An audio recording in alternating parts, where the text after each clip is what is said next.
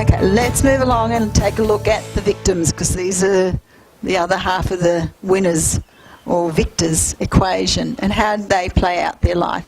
And they play out their life on the survivor's triangle, or as we've talked about in previously, it's the drama triangle, but I like to call it the survivor's triangle.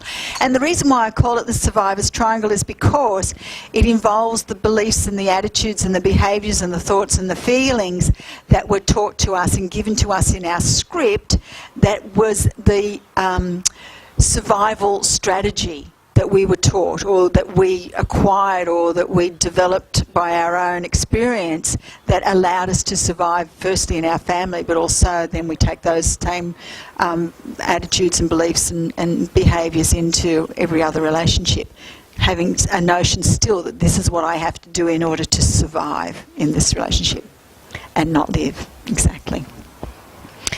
So remembering the survivor's triangle also has 3 points to it. The aggressor, which can be hostile either physically or verbally, and the manipulative aggressor, which is the much more underhanded aggressor, where people don't necessarily even realise they've been had until they've been had. Okay.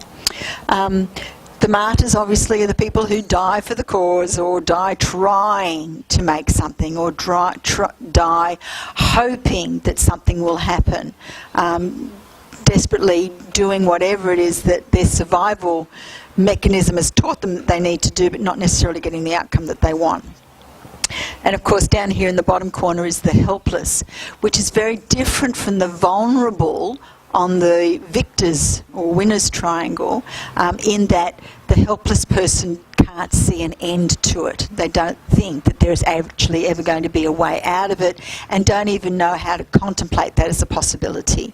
So the helpless then is defined here by fear and depression and sadness, and can't see a way out of it.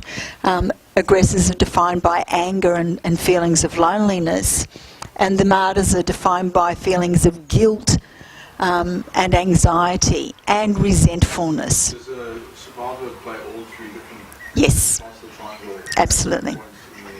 Absolutely, and from moment to moment to moment, as well as overall. So victims play on this survivor's triangle, and they will always be on this survivor's triangle. Just splitting from one point to the other. But as like with the winner's triangle, everybody has a preferred place or a preferred position, and most often will go to that preferred position. But invariably, and the arrows go both directions, because invariably when I enter into a game, where I start isn't necessarily where I end up. Okay, so I might start off trying to take care of everybody else around me, but invariably I get to burnout.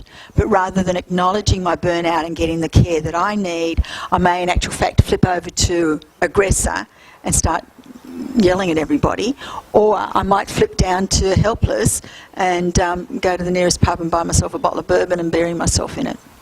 Okay, so we can flip around and go from one direction to another and end up in all 3. Anybody remember this? Do you know what this is? The greatest game-playing show of all time. Do you know who this is? What's that?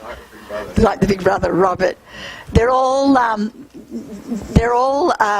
non-winners or victims in their life. So I'm going to just take a moment. I'm just going to play a little